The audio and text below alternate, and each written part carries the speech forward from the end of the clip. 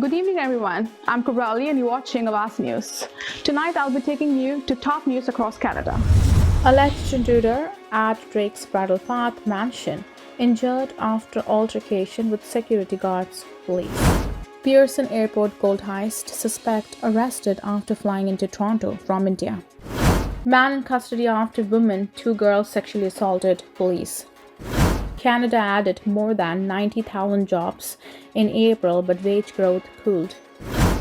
Toronto Fire Chief Matthew Peck announces retirement. What is Toronto's Mother's Day forecast?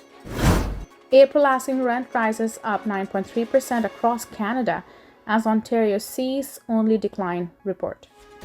These were the headlines, and now let's go through the details. A new report says the average asking rent for a home in Canada in April was up 9.3% compared with a year ago, while a slight month-over-month increase was also recorded for the first time since January.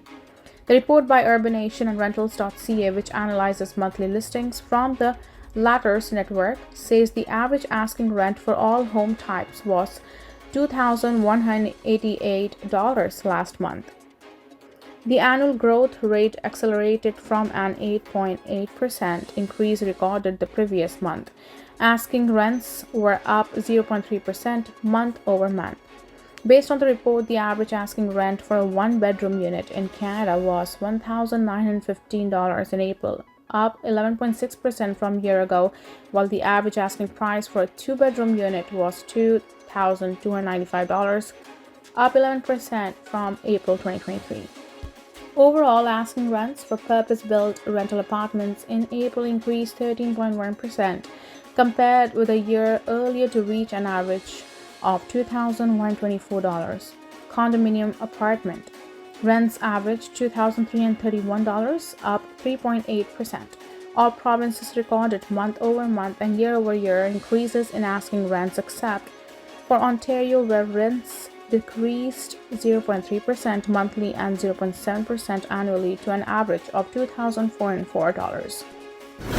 Another suspect is in custody in connection with the gold heist at Toronto Pearson International Airport last year, while a former Air Canada employee involved in the scheme remains outstanding, police say. In a news release on Thursday, police said Archit Grover, a 36-year-old man from Brampton, was arrested on May 6th. He was taken into custody after flying into Toronto from India and arrested for theft over $5,000 and conspiracy to commit an indictable offense. Grover is also being indicted in the United States for firearm-related charges, police said. Peel Regional Police identified and charged or issued warrants for 10 individuals laying over 21 charges last month. Police announced the charges at a press conference 1 year after the largest gold heist in Canadian history. On April 17, 2023, a flight landed at Toronto Area Airport from Switzerland. On board, there were 6,600 gold bars of 99.9% purity that weighed more than 400 kilograms, which police valued at $20 million, along with 2.5 Canadian dollars in foreign currency. Shortly after landing, a suspect arrived in a 5-ton delivery truck at Air Canada's cargo facility and obtained the valuable freight by showing a fake airway bill to a warehouse attendant. A forklift then arrived and loaded the stolen gold and currency into the back of the truck, according to investigators. The suspect then drove off with the gold. Just before 3 a.m., Air Canada employees reported the cargo was missing and Peel Police launched an investigation. Canada-wide warrants are still issued for 4 suspects, including Simranpreet Panesar, a 31-year-old who was working for Air Canada at the time of the heist, Peel Police said. He is wanted for theft over $5,000 and conspiracy to commit an indictable offense. Arsalan Chaudhry, a 42-year-old man of no fixed address, and Durant King McLean, a 25-year-old man from Brampton, are wanted for the same offenses in addition to 2 counts of possession of property obtained by crime for Chaudhry. Durant King McLean, a 25-year-old man from Brampton, is currently in U.S. custody on firearms trafficking-related charges. Investigators say they have been in touch with him and his legal counsel. A Toronto man is in custody after police say a woman and two girls, one of whom was 11 years old, were sexually assaulted. The three separate incidents occurred in the area of Wilson Avenue and Jane Street earlier this week, according to police. In the first incident on May 7th, police said officers were called to the area at 8 a.m. after the suspect approached a group of 14-year-old girls and sexually assaulted one of them. The suspect fled the scene, police said. The second and third incidents occurred 2 days later on May 9th. At 8:25 a.m., police said the suspect approached and sexually assaulted a 34-year-old woman in the area. 5 minutes later, an 11-year-old was approached by the suspect and sexually assaulted, according to police. The suspect fled the scene after both incidents. It's unclear what physical injuries, if any, the victims sustained. Police identified 44-year-old Toronto resident Jimmy Viteri as the suspect in all three incidents and arrested him on Thursday. Viteri is charged with sexual assault, 2 counts of sexual interference, and 2 counts of sexual assault on a person under 16 years old of age. He was scheduled to attend a bail hearing on Friday morning. The charges have yet to be tested in court. Police are concerned there may be additional victims. Canadian employers added 90,000 jobs in April, marking the largest employment gain in more than a year. Statistics Canada released its labor force survey on Friday, which says the jobless rate held steady at 6.1% last month. The agency says the April employment gains were driven by part-time work. The Canadian job market has cooled significantly over the last year as the Bank of Canada's interest rate hikes have weighed on economic growth. The unemployment rate is up a full percentage point from a year ago as population growth has outpaced job creation. The data notes unemployment is up across all major demographic groups, with youth taking the largest hit. The April employment gain was the largest monthly increase since January 2023.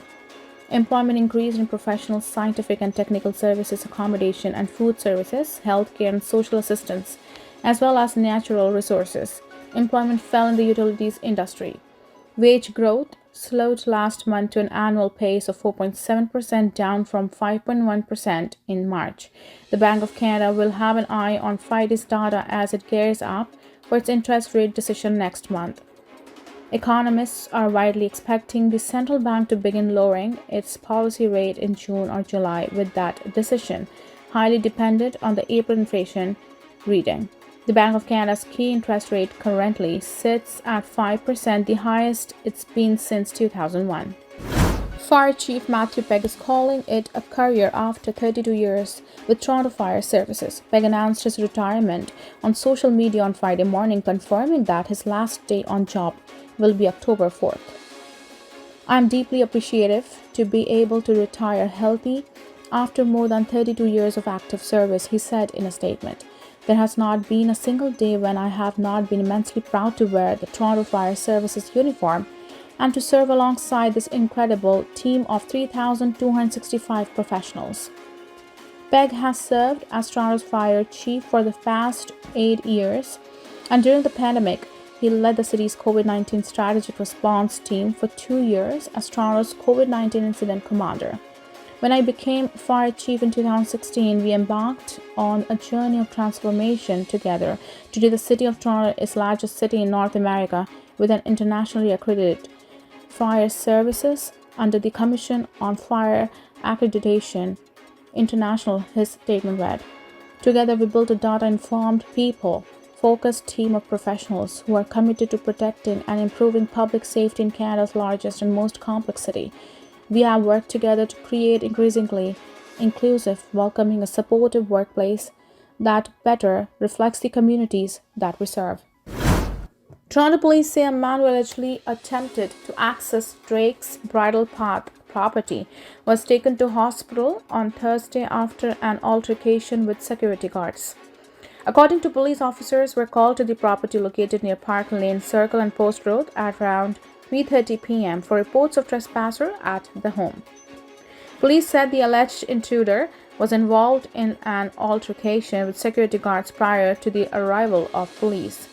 The man, who is believed to be in 20s, was taken to hospital for treatment, and paramedics told Awaz News that the injuries were serious but not life-threatening. Police have not said what charges, if any, will be laid. The incident comes just one day after another suspect intruder was led away from rapper's mansion in handcuffs. Police said that man was apprehended under the Mental Health Act. Toronto police are continuing to investigate a shooting outside the rapper's mansion that left a security guard with critical injuries early Tuesday morning. The security guard was standing outside of front gates of the home at around 2 a.m. when shots were fired from a vehicle, police said. Officers are still working to identify the vehicle and its occupants, which fled the scene immediately after the shots rang out. It is unclear if Drake was home at the time of the shooting. Police previously said it is too early to tell if the shooting is in any way connected to Drake's ongoing rap beef with Los Angeles rapper Kendrick Lamar. Mother's Day is this Sunday, and the weather in Toronto is expected to be mostly pleasant. The forecast is calling for partly cloudy skies and a very slight risk of a local shower, according to meteorologist Bill Coulter. The high will climb to 19 Celsius and drop to a low of 12 Celsius in the evening. Before that, Friday's high will fall just short of average at 16 Celsius. The risk of few showers later in the day. Thank you for tuning in. I'm Kubra Ali. I'll see you back tomorrow, same time, same channel. Until then, good night.